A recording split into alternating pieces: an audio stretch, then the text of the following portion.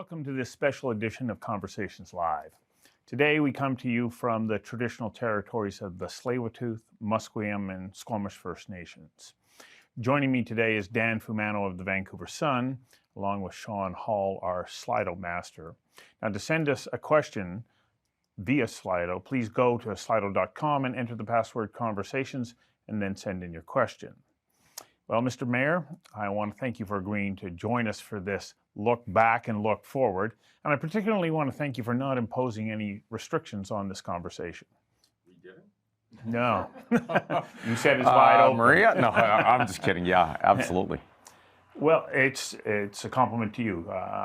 Mayor Eby was Premier Eby was the same, and you're one of the few who is in a position of authority like this who says, bring it on. Bring it on, yeah. Thank you for that.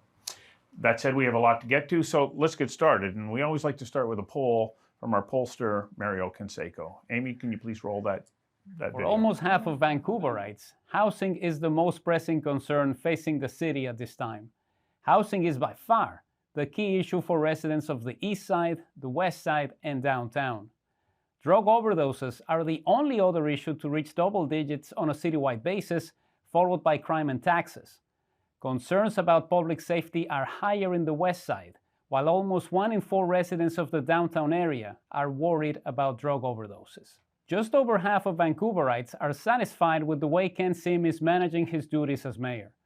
Sim's rating reaches 57% in the west side of the city, but is lower in the 2 other areas. It is important to note that just over 1 in 5 residents of Vancouver are not sure when asked about the mayor, a number that rises to 36% among those who reside in the downtown area. Looking back on the past 12 months, there are 3 issues where residents appear dissatisfied with the pace of change. 3 in 5 Vancouverites think housing affordability is worse than it was before Ken Sim took office, and more than 2 in 5 feel the same way about their quality of life, as well as the decisions that have been made to manage homelessness and public safety.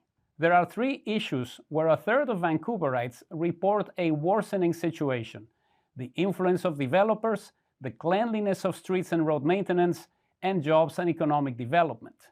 In each of these cases, residents are more likely to say that things are the same as they were before the ABC majority took control of City Council. Fewer than 3 in 10 Vancouverites report things getting worse on 4 other issues: fiscal responsibility, public schools, parks and facilities, and public recreation and activities. While there are no sizable increases in the number of residents who feel things are better now than they were a year ago, just over 1 in 5 report a decline when it comes to facilities and recreation opportunities. For Conversations Live, I'm Mario Canseco from ResearchGo. So, Mr. Mayor, it's been 367 days since you were sworn into office, and when you took the oath of office, you said, "We heard loud and clear the people want change, and change is here. I'm going to strive to be that mayor." That's what you said, the one that unites our city. Mm-hmm. Success can only be achieved if we are fearless in the face of failure. Yeah. You know, when you came into this job, you had come from the corporate environment. Mm-hmm. You were CEO. You were used to having complete authority. Mm-hmm. A year in, are you surprised at how different it is when you're in City Hall and how much authority you actually have?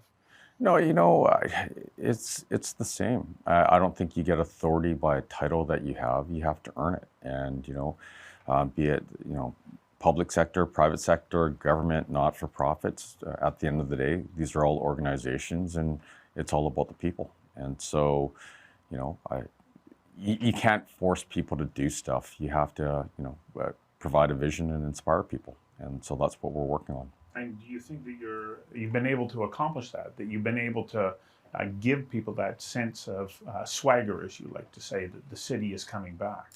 Well, look, I think I think we're in a better position than we were a year ago, but make no mistake about it, we have a lot of work to do. What work have we done? Well, we committed to doing 94 things. We put it in our platform, and the city gave us a resounding, you know, yes by electing myself as mayor, but also our entire team.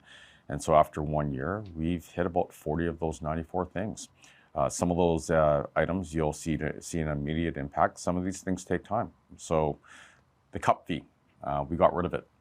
it's gone. So you don't have to pay 25 cents per cup. Now, people don't think that's a big deal, but that's actually, $22, $23 million a year. We stopped the road tax, and that was a real thing. That was $250 million setup fee plus $50 to $100 million a year, and it would have devastated businesses in the downtown core. We made the commitment towards public safety by hiring 100 police officers and 100 mental health nurses. People didn't think that was possible. Well, I can say that we've hired 104 police officers. I think it's 116 now. I was going to say, I think that's the new number. Yeah. 3 weeks ago, it was 104. And by the way, let's be very clear here. We still have to hire more because there's attrition. People retire, so we're not at that 100 additional yet. But we've made significant progress, and people didn't think that was possible. And there have been, things that haven't gone as fast as we wanted them to. So the 100 mental health nurses, once we gave that to, the Vancouver Coastal Health Authority, because they're the experts, they said, well, actually, what we could use is 58 mental health workers, and they've been trying to hire, and we've hired about 10. And so we're having some positive impact with those 10. But we need to move a lot faster. And by the way, I do want to say, so thankful for the provincial government for stepping up and taking that on, and so thankful for Vancouver Coastal for them hiring and working on it, because they're working really hard. We just have challenges. And so, I can go on and on. Well, we do have challenges. Douglas Todd, the Vancouver Sun journalist, called the situation on downtown Eastside a wicked problem. Mm-hmm. There isn't an easy answer. No, there isn't. Yeah. Some things we can triage in the short term. Some of these things will take a generation. That's just the reality, and it's going to take all three levels of government, and it's going to take the community as well. We just choose to start dealing with the issues now and working with the senior levels of government for support.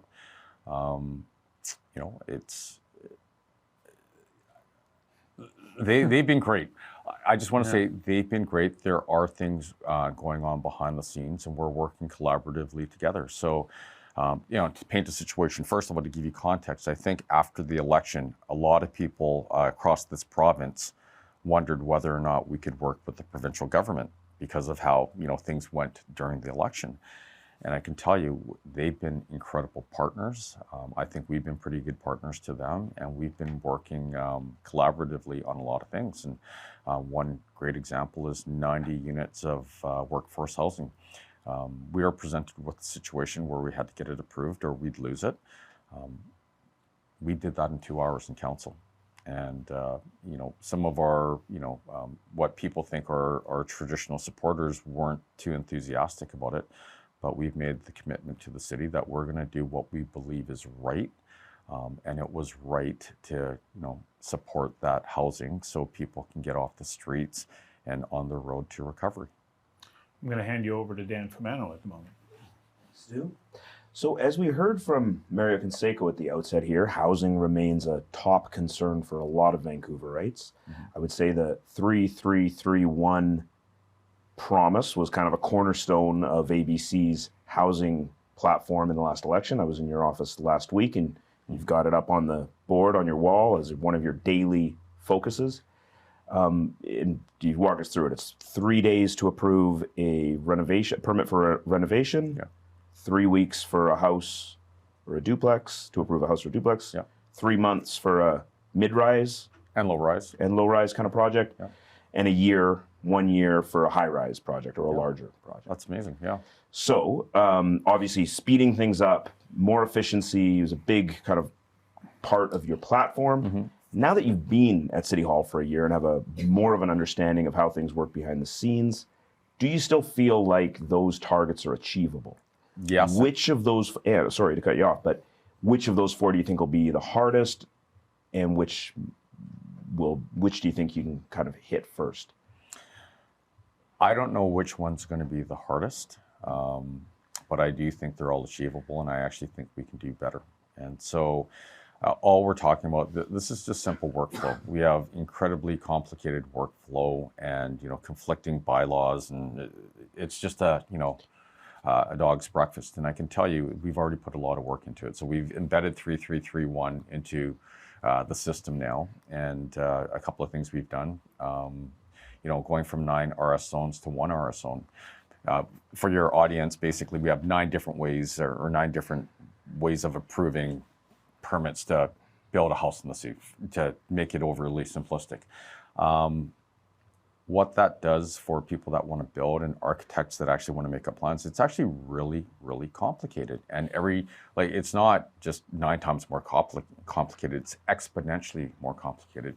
And we went from 9 to 1 in areas pretty much almost all across the city. And so that speeds up the process. We have a couple of hundred bylaws that our team at the City of Vancouver has been reviewing that they're going to literally take off the table. So, we can continue to give you all these little wins that we've done. And, if you keep plugging away over time, you make the process simpler. Now, we pointed to 3331, 3 weeks to build a single family home. We're talking about 3 weeks in our current state with our current technology. I do want your viewers to know that there is technology out there in the world that we can leapfrog this stuff. For example, in Australia, they're approving single-family home permits in 12 seconds with the use of AI. So let's have that conversation as well. So do I think we can achieve it? Absolutely. Do I think we can do better? Absolutely. So if you had to guess, when do you think will be the first time that a mid-rise project gets approved in under 3 months? Is that going to happen during this 4-year term? During next year? I don't think it's going to happen in the next year, and it's not binary. It's not a 1 or a 0 where all of a sudden you're going to wait 6 years and then 3 months. I think what you'll see is over time the process will get faster and faster and faster, and then one day you'll wake up and it's actually really fast. It looks like it's slowing down a little bit right now. If you go to the City of Vancouver permits issued for this year, it's about 1,000 fewer than last year at the same time. Yeah. What happened? I don't know, but see, I think that's the wrong metric to be tracking as well, because it's not the number of permits you issue. I think last year we celebrated, last year we celebrated the fact that we issued more permits than ever before. But and it doesn't even matter if that stat is right or wrong, that's the wrong metric. The real metric should be the speed of issuing the permits. So let's say we issued 100,000 permits in the City of Vancouver, but it took us 12 years. Well, guess what? Every single person that was waiting for a permit, guess what? Their pro formas have totally changed. They don't know where their demand is. They don't know where the cost of the raw materials are. They probably went through 3 financing cycles. So that's a completely useless metric. It's how quickly can you issue that permit from when someone applies to when it gets issued, because that actually will dictate whether or not those projects will be successful. So I'm really curious to hear what Michael Geller's reaction is to that. Michael, you can take the microphone, please. When I speak to staff, they often mention one of the problems is just dealing with the backlog. And I often think we should do what they used to do in libraries, where they'd say, okay, folks, if you've got books out there, you can bring them back and there'll be no fine. I almost think we should just get rid of the backlog, just to prove it. Because as someone once said, oftentimes the city takes 2 years to approve a project, and when it's built, most people don't like it anyway. Practical solution? Yeah, you know what? And here's the great thing. What we've told the city is we're going to crowdsource our solution. So that's actually a very legitimate, solution to the challenges we have. And so we'll take that back. So I'd like to call in Sean right at the moment. Sean, there's a couple of questions that have come in from Slido around transit. Maybe you could read number 3 there.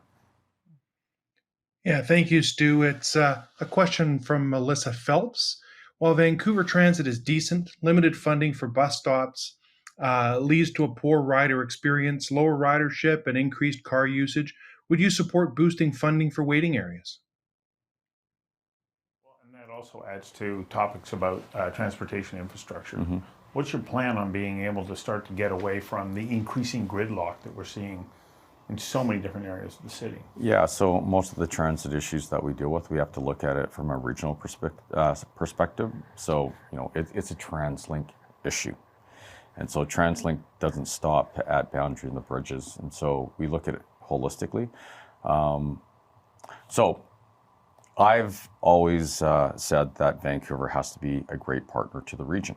And from a purely selfish perspective, to give you an illustrative example, would love to build the UBC line, the extension out to UBC. It makes sense on so many levels. But if we look at this place as a region, is that necessarily the best answer? I can't answer that, but we rely on TransLink and all the mayors that sit on the council to figure out where the next piece of infrastructure should be, and should it be south of the Fraser, where it may not directly help us, but indirectly actually helps us address a bunch of different issues. Because if we actually can provide more mobility to individuals south of the Fraser, and we connect them to the city of Vancouver, all of a sudden it actually supports our businesses and people that want to work in the city, but who can't afford to live in the city yet, as we work on the housing challenges. So it's a long way of saying it's complicated, and we can't just look at Vancouver in isolation. So that's the TransLink portion of that equation. But what can the city do to create better flow for those people who are forced into cars because there isn't an adequate amount of service through TransLink? Or are we built out? Built out in as far as our road systems are concerned, and being able to create better flow of traffic. It's beyond my pay grade to give you the micro answers. But what I can say, no, because we talk about it all the time. So it's not as simple as saying, hey, we need more bus stops or what have you, because there are competing interests for that. For example, we want patios for our restaurants, as an example. We want parking for our stores.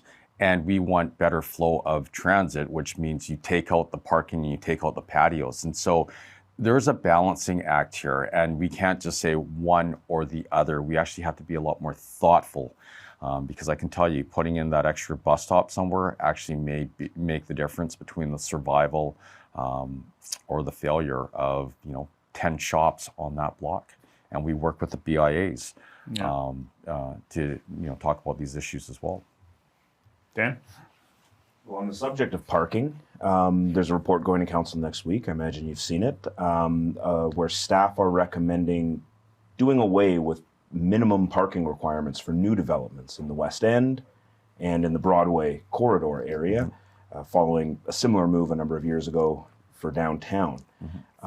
So to some people, it might sound crazy. They think, oh, it's already so difficult to find parking in the Broadway area and the West End. So the idea of new buildings having fewer underground parking spots might seem crazy. But as you're touching on, these things are all trade-offs. And obviously ensuring the viability of development projects has been a big priority for you. So do you want to tell us where you stand on the idea of parking minimum requirements for new buildings? Is it something that would make sense in the West End and Broadway? Maybe even more broadly around the city?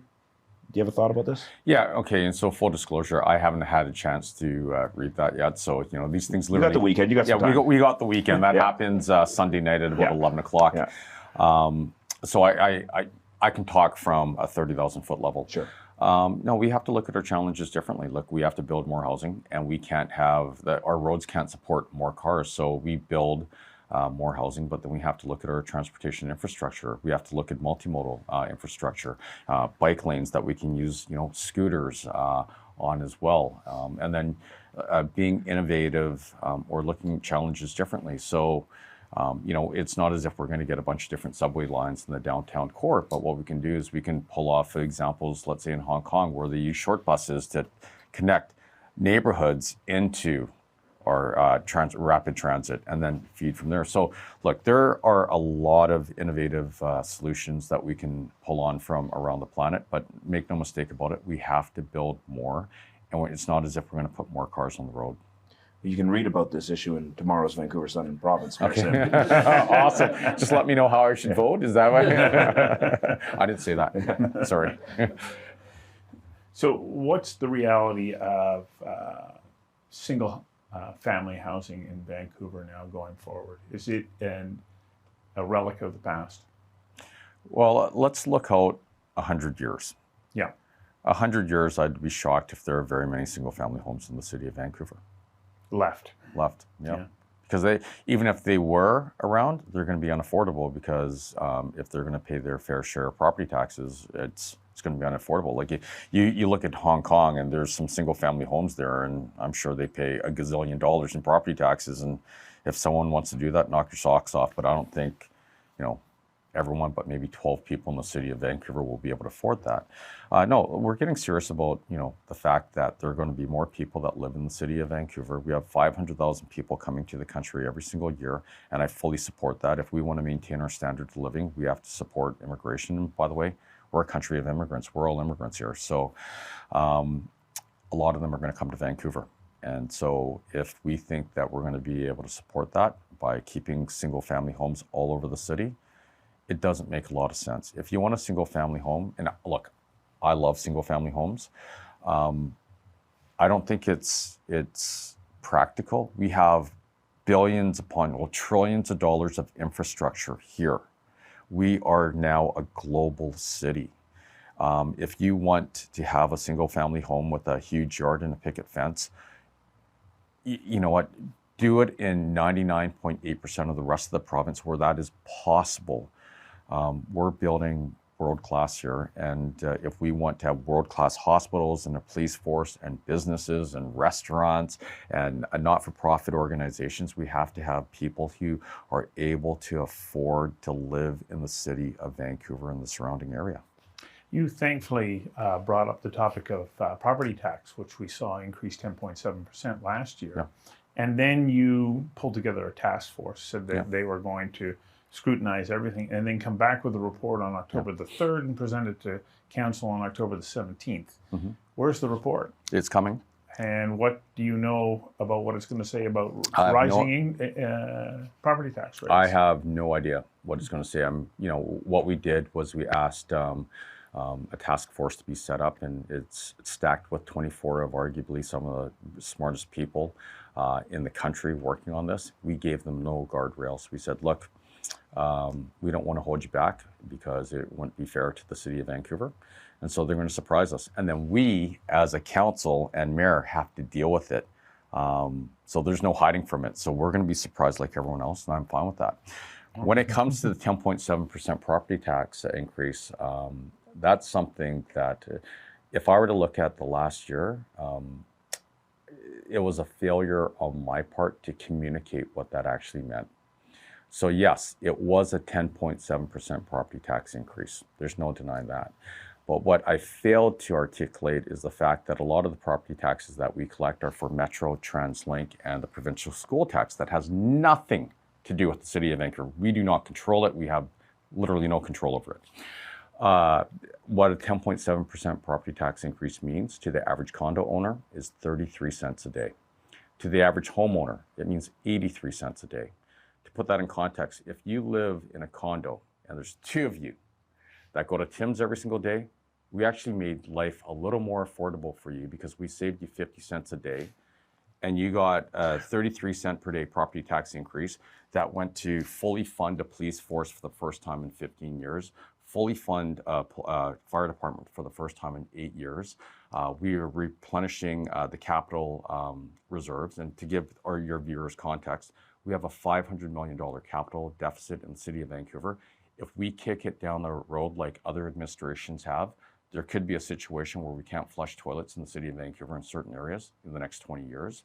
We're replenishing the reserve fund, which was almost ground down to zero because of COVID. And so these are things that we're doing. And that's just the cut fee and a condo owner's property taxes. We also, like I said, got rid of the road tax. That was $250 million plus $50 to $100 million a year. We stopped the building of a fifth bike lane 200 yards away from Broadway. Look, I'm a cyclist. I love cycling. I don't think we need a fifth bike lane within 200 yards of Broadway at a cost of $20 million a year. We got rid of the Vancouver Economic Commission, which was $3 million a year, where there's duplication of effort. So the list goes on and on. So we've actually, despite what you see out there, and I take full responsibility because I failed to properly communicate it, we have done a lot of things from a fiscally responsible side while still making sure that we're empathetic and kind, and we do not forget all the social things that we want to achieve as well. Dan, I cut you off. Sorry about that. You had another question. Just to go back to the subject of Well, I guess I'll build on that for now, while we're talking about property taxes. Because looking forward, even beyond, when we get the report from the mayor's task force and we see what efficiencies they're able to find. But, city staff, as you know, have estimated that because of these fiscal pressures, this inflationary environment, you've got arbitrated wage increases. They were forecasting that over the next 5 years, in the current kind of environment, you might be looking at an average of a 9% increase every year for the next 5 years to property taxes. Do you think that is the likely kind of scenario for the next 3 years during the current term? 9% a year increases? Or how much confidence do you have in this task force and in you and your staff and council to find efficiencies that might be able to avoid those kinds of increases? Yeah, so look, we're not miracle workers here, but what I can tell you is we take a fiscally responsible lens to everything we do. Now, we cannot control inflation. If interest rates are running at 10%, if we come in at 9%, I think that's a win. I'm not saying that's happening. I'm giving you an illustrative example, okay? So I don't want to freak everyone out alert. here. And so we have to deal, and by the way, the uncontrollables, there's nothing we can do. We can control the controllables. So we do not control inflation. We do not control, the price of concrete, and we have to buy it in the free market like everyone else, and we build stuff. So those are the things we don't control. We do not control, for the most part, salary increases for the VPD and Vancouver Fire, because they get negotiated in other jurisdictions, and then we're put in the situation, do we want to meet market, or do we want to have a labor dispute, shut down the city, and then agree to what was going to happen anyways? And so I think, if the taxpayers of Vancouver are upset because we did what was prudent based on what we could do, then, there's not much we can do about it. Now, that being said, we're thinking out of the box as well. And the best example is the Stanley Park train. We were presented with the situation where the train wasn't going to work. We're probably going to shelve it. And this was 6 months ago, by the way. We didn't have the money. We didn't have the expertise. We have supply chain issues. There weren't the parts. We're like, no, you know what? That's not the right answer. And so we picked up the phone, and we actually we had commitments for $1 million for the train. And so we took the money off the table, and it wouldn't cost the taxpayers of Vancouver a dime. Then we went to the community and said, who's the expert in trains? Jeff Stibbard. He's actually one of the smartest guys in trains in North America. So he came in and he helped us give us advice. He worked with the park board. He worked with us. And guess what? Not only do we have, we don't have the full set, but we have one train subject to an inspection. It's going to start running on November 30th. We also did it for $500,000. Like, I know 650 is out there, but part of that was, it was going to happen anyways. So we also came under budget. So we were actually responsible for other donors' money. And so that's the attitude we are taking to the city of Vancouver. So when you look, if we go current state with their projections, our team, who are awesome, by the way, if it looks like 9%, we're going to do other things where we can generate revenue that it's not going to affect taxpayers, where we can get that number down. For example, naming rights on buildings and parks. Okay, they do it at universities right now. Why don't we do it here? Why don't we actually have, actually, I won't mention that one right now. That's not fully baked. I don't want to get myself in trouble yet. It's Come a good on, idea. we already No. have. But so we don't have to follow the traditional box that we've been following for the last 100 years. We could look at things differently. Okay, so last night I'm walking home and I need to stop at the bank at an ATM. It's not even 7 o'clock at night. I can't get in the building to where the ATM is because the door's locked. The door's locked because the bank is protecting itself against endless vandalism and crime that's associated with that.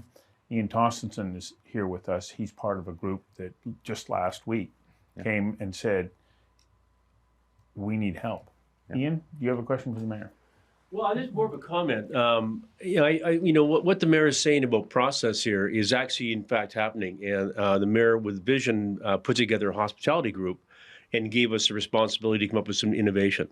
And I think you said to me before the election, we're going to put smarter guys than me in the room to solve this. And we've got a group of people that are doing it. But more importantly is that you've created a culture shift at the city with the staff because they're not used to this. And it's really making some changes. And we're going to see some really refreshing changes in hospitality because of that. And so that's number one. I want to say thank you for that. It's working. Well, thank you for stepping up and doing it.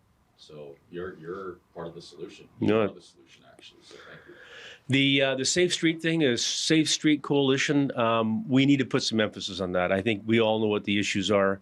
It's a big group, but again, another comment is that we're committed to our city, and there's a group of people that are very committed to the city. But we'll get support from the city and the BIAs. So there's not really a question except for a comment. Don't get rid of natural gas. Keep our natural gas. So last year in one of our crime panels, John Neat from JJ Bean was talking about the impact that street crime has on him and his businesses. And he just closed down one of his stores at the old Woodward site. Cost him a lot of money to get out of a lease that he was losing money on. And when asked last year, does that mean that you're not opening new stores? He says, oh no, I'm still opening new stores, just not in the city of Vancouver. So what do we do to get somebody like John to come back and believe that there's a good retail environment for him to be able to operate in? Well, we have to give him a good retail environment to operate in. Well, exactly, but how do we get there? And he's absolutely right. And the businesses and the communities that are dealing with crime and the other issues, it's a real thing. We're not hiding from it at all. That's why we were elected, and that's why it's a focus. So what have we done? Oops. Is that better? Yeah. So we're triaging the current situation. That's where the police officers comes in. That's where the mental health workers come in, and we have more work to do on the mental health worker side of things. But that just triages. If that's all we do, we're in a lot of trouble. And so a lot of these issues that we have are actually not City of Vancouver responsibilities. They're provincial or federal. Now, hold on. Yeah. Before we say, look, we've heard every single politician say that before. I'm just explaining it. I still think that as Mayor of Vancouver and our council, that's just another challenge. Okay, it's still happening in the City of Vancouver, and we have to own it. And so how do we do it? We become great partners to the province and the federal government, and we work collaboratively with them, and we show them this is why it's important. I can tell you, the province, they've been great partners, and we've been working on a lot of things together, more to come.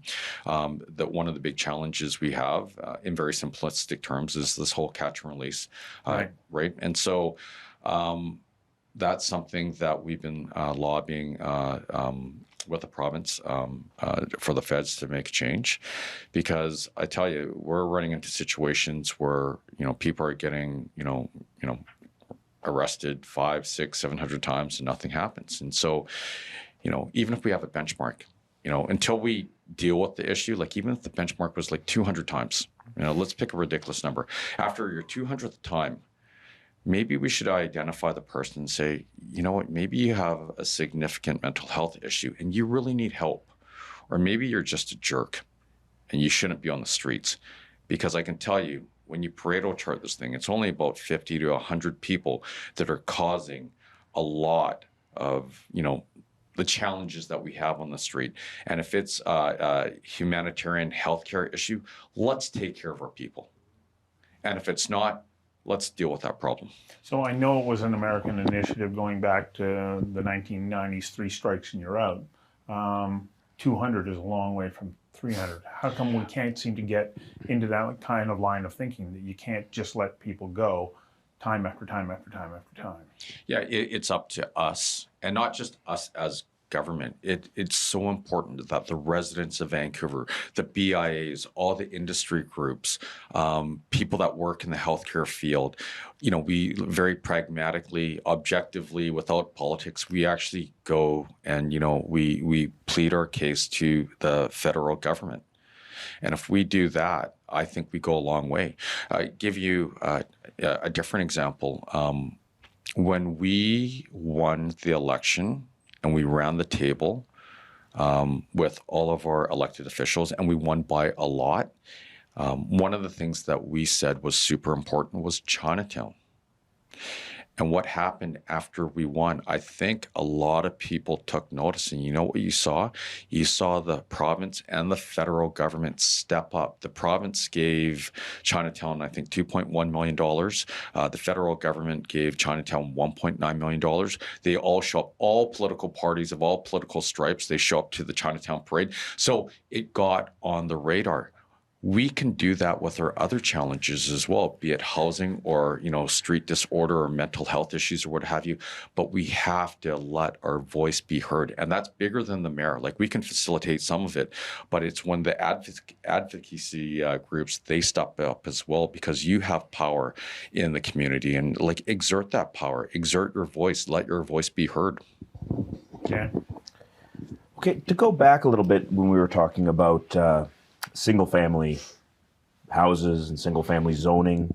Of course, as we know, a lot of Vancouver's land is dedicated to mostly single-family houses and some duplexes. And to clarify, when you talk about 100 years, thinking about 100 years in the future of Vancouver, are you still the mayor of Vancouver in 100 years? I might. Well, no. Hopefully I'm alive in 100 years, but I don't think anyone would be well served if I was the mayor. So, on the subject of single-family zoning, obviously your council has recently passed a motion that would allow up to 6 units on a lot of single-family lots, depending on the size. And then more recently, the ABC Majority Council approved a rental building, an apartment building in Dunbar, over some considerable neighborhood opposition. But, it was, I think, keeping the streak of having approved every rezoning that has come to council. And so next week, I wanted to ask about, there's a motion, it's not coming from an ABC councillor, but from Christine Boyle, a councillor with One City, is bringing a new motion that would direct staff to look at densifying Shaughnessy. So Shaughnessy, of course, is one of the only parts of the city, I think the only residential neighborhood that wasn't affected by the multiplex motion that was recently approved, because it's sort of a heritage preservation area. So just wanted to ask what you think about the idea of adding residential density, different housing types, potentially adding different kinds of shops and services to Shaughnessy. Should Shaughnessy be open to more density, or is that neighborhood kind of off limits? No, once again, I haven't seen the council package yet. That's Sunday night at 11 o'clock. But, I'm going to approach everything with an open mind. And so to your point around Dunbar, we had a very open mind. The local residents had some legitimate concerns about, the unique nature of that cul-de-sac. And so, we're dealing with that as well. But at the end of the day, we support density in that area. I'm going to call in Sean. Sean, there's a question there about poisonous drugs and deaths, which is a significant problem here. Sean, can you read that question, please? Absolutely. Thank you, Stu. Do you think that drug poisoning deaths will increase or decrease next year? And can the city do anything about it? The answer is I don't know. But what I can tell you is we're going through a humanitarian crisis right now, and it's absolutely terrible. And so if we had a magic wand, we would have waved it by now. So a lot more work needs to be done on it, not only, from the city's perspective, but the province and the feds as well. So when you went down onto the downtown east side and did the removal of the tent city that was down there, at this point now, do you maintain that that was the right thing to do? Yeah, but not because of an opioid crisis or anything like that. I want to be very clear to the viewers here. Like there are a lot of crazy things that were going on down there. Put all that stuff to the side. We had a public safety issue there where we were pulling out 100-pound tanks, propane tanks. If one of these things explodes, takes out a whole city block. I was personally not prepared to have to say to someone's family, I'm sorry your parents or your mom or dad didn't come home, because we didn't have the courage to do the right but hard politically thing to do. Also, if one of those things exploded, best case scenario, we only lose 200 to 300 units of housing. Worst case scenario, 500 people die a horrific death. So we're doing it. And I would enthusiastically, that's the wrong term. There would be no hesitation to do it again, even if that meant that every single person in Vancouver did not vote for me. I'm fine with it, because I tell you, it was the only right decision. And I challenge everyone, if they had those facts, what would they do? So what's the status on the so-called temporary housing now? Sorry, which temporary housing are you Well, talking there's a number of temporary housing facilities around the city. What is the status on those? Are they still temporary, or are they becoming permanent? Well, there's some temporary units that are coming off the books because, they were temporary. I don't think we need pilot studies or anything anymore. The challenge that we have in the city of Vancouver is we have limited land, right? And so instead of having, a 3-story, modular temporary housing unit, let's build something bigger, and we can actually provide more housing. And, the unfortunate thing is there are some transition issues. It does take time to build it, but the longer-term answer, the better long-term answer is actually saying, all right, we know enough now, let's actually build these units. So that's what we're doing. So when I started, I said there were no guardrails around today, except for the fact that I was told that you had only 45 minutes. Can you hang for a few more minutes? Sure, we've a couple, but I'll be late for the next one. Okay, but there's a fun question here. Okay. Sean, question number 1.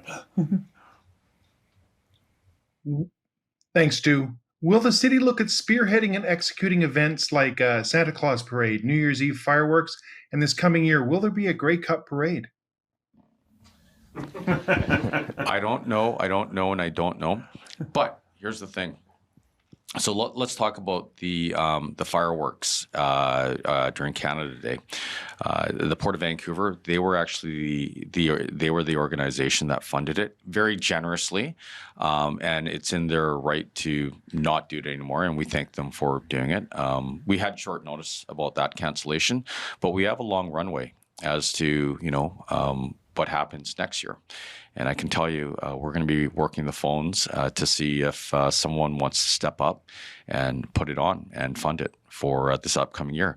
Because, what I've said in the past, in some past media interviews, we don't live in la la land. Vancouver, we do have fiscal challenges. And if we want to make sure that we don't have, significant property tax increases, we have to make hard decisions like, are we going to spend $400,000 or $500,000 funding, fireworks for one day? Don't know.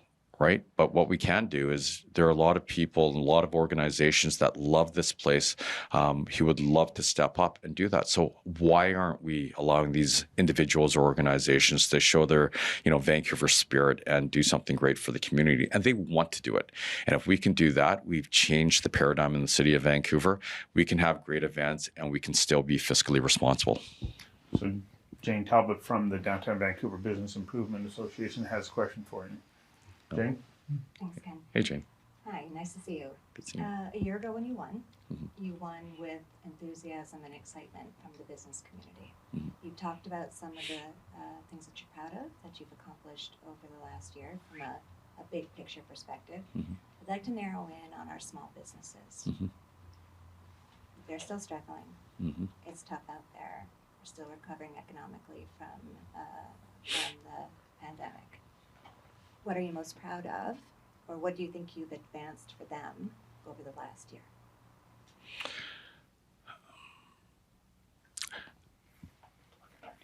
I think, look, I'm acutely aware of what happens with our small businesses because we actually have one on Commercial Drive. Not going to mention the name because it'd be bad form here. So it could, but I'm not going to plug them. Okay, so I live through the frustrations, or actually my wife, Tina, because I'm not involved in the business, she lives through the same frustrations of trying to pull a permit in a timely order, property taxes that are more than base rent, going after getting a patio permit, so totally get it. And we're working on that. Some of this stuff will take time, and I wish we could wave a magic wand, but we're dealing with a big bureaucracy, and we are changing the culture, and that's going to take a little bit of time. What I'm most proud of, I think what we're most proud of as it relates to small businesses, especially in the downtown core, is we stopped that road tax. That road tax, it would have affected every single business from Clark and 16th all the way through downtown and to the west side. I couldn't imagine if it actually happened and people stopped coming downtown because they'd have to pay a fee. That would have blown a hole through most of the businesses there. It also would have affected housing affordability because every single trade that has to work downtown to build a building, build a housing tower, guess what? They're going to have to pay that fee. And any business owner, developer, whatever, they're going to pass the cost on to the consumer, which is the person who's going to buy the place or the people that rent it. And so that would have killed affordability in the city of Vancouver as well. So, we avoided, that was a near miss. That could have been really bad if that was implemented. And make no mistake about it, that was a real thing. Final question to Dan from Adam. So one last question. Obviously, you come from a business background. I get the impression you're focused on not only processes, but results. 3 years from now, when you're interviewing with your bosses, the voters of Vancouver, to try to get rehired, can you think of a key performance indicator, one specific result that you think the voters of Vancouver should judge you on? Something that hasn't been accomplished yet, but that within the next 3 years, you think you're going to get it done, and people should judge you on that? It's hard to answer that question, so I'll give you a different answer. We were very clear that we were running on 94 points. I'm a big believer in you do what you say you're going to do. And so when we're looking, when election time comes, 2.5 years from now, I think the voters should just look at that list. It's out there right now. So we're being very transparent. If we've hit a significant portion of those, I think the voters should be, pleased. So is it official you're running for re-election? So I'm committed to hitting 5 personal goals, that I keep dear to my heart. And as soon as they're achieved, it's my time to leave. And I do not see that happening in, the next 2.5 years. Some of these things will take time. So it's official. It's pretty official, yeah. Thank you very much for taking the time to be with us today. We really appreciate your candor and your willingness to take questions from all sides. So thank you very much. Thank you for having me. Yeah. And thank you to viewers. And please join us on November 21st at 7 p.m. when we have an extraordinary panel looking at a very important topic for us in Canada, and that is economic reconciliation. Until then, thank you, and we'll see you.